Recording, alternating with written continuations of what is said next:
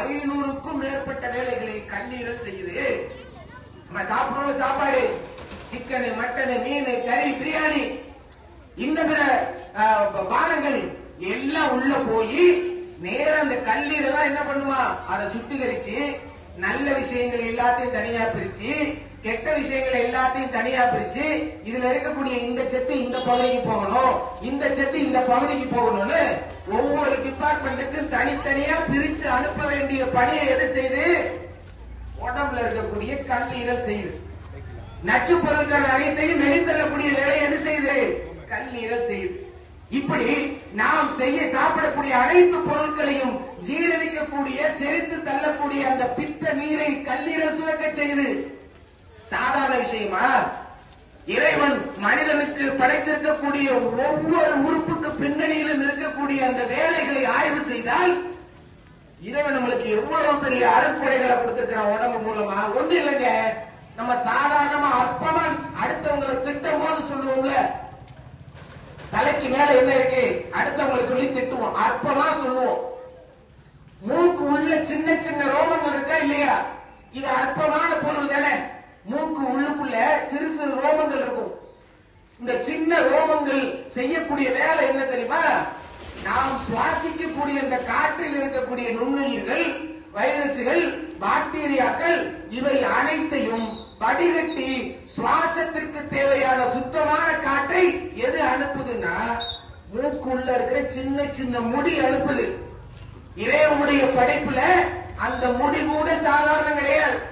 இது போன்ற ஏராளமான படைப்புகளை நமக்கு உடல் உறுப்புகளாக இறைவன் நமக்கு கொடுத்திருக்கிறார்.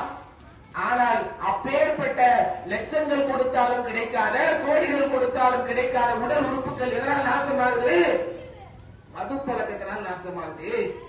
இது ஒரு தனி மனிதனுக்கு ஏற்படக்கூடிய பிரச்சனை. இந்த மது பழக்கத்தினால் சமுதாயத்துக்கு எவ்வளவு பெரிய பிரச்சனை, பாதிப்பு ஏற்படுது தெரியுமா? 72% சாலை விபத்துக்கள் மது பழக்கத்தால் ஏற்படுகிறது.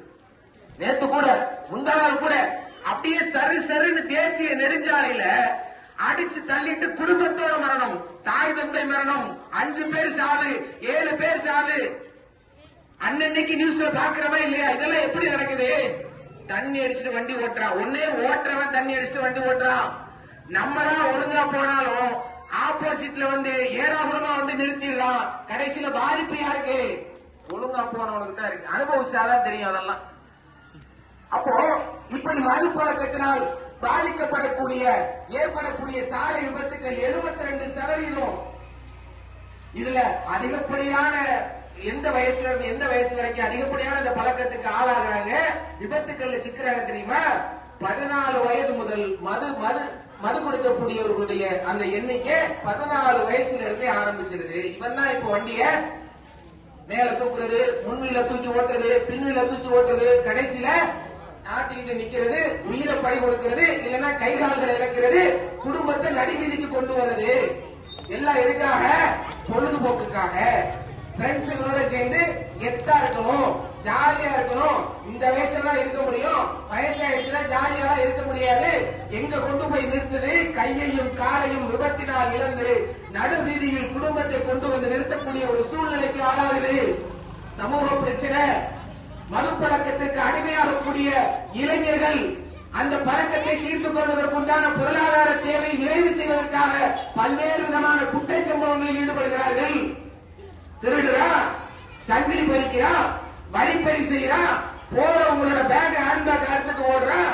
இன்னும் ஒருபடி மேலே சென்று இன்றைக்கு இருக்கக்கூடிய கூலிப்படையில் இருக்கக்கூடிய நபர்கள் பூரா மைனர் பசங்க, எல்லா 18 வயசு கீழே. ஏன்?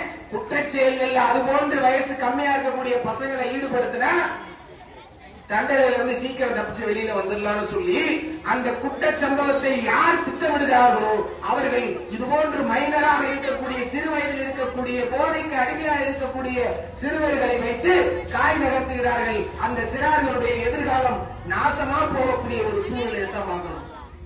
அப்ப இதெல்லாம் சரியான முறையில இதுக்கெல்லாம் காரணம் என்ன?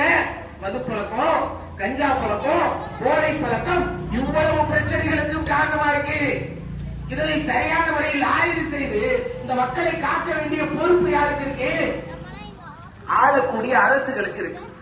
தமிழகத்தை ஆளக்கூடிய திமுக அரசாங்கத்துக்கு இருக்கு, இந்தியாவை ஆளக்கூடிய பாசிச மோடி அரசாங்கத்துக்கு இருக்கு. நாட்டினுடைய மக்கள் மீது அக்கறை கொண்டிருக்கக்கூடிய அரசுகள் உடனடியாக இது போன்ற போதையில் இருந்தும் மதுவில் இருந்தும்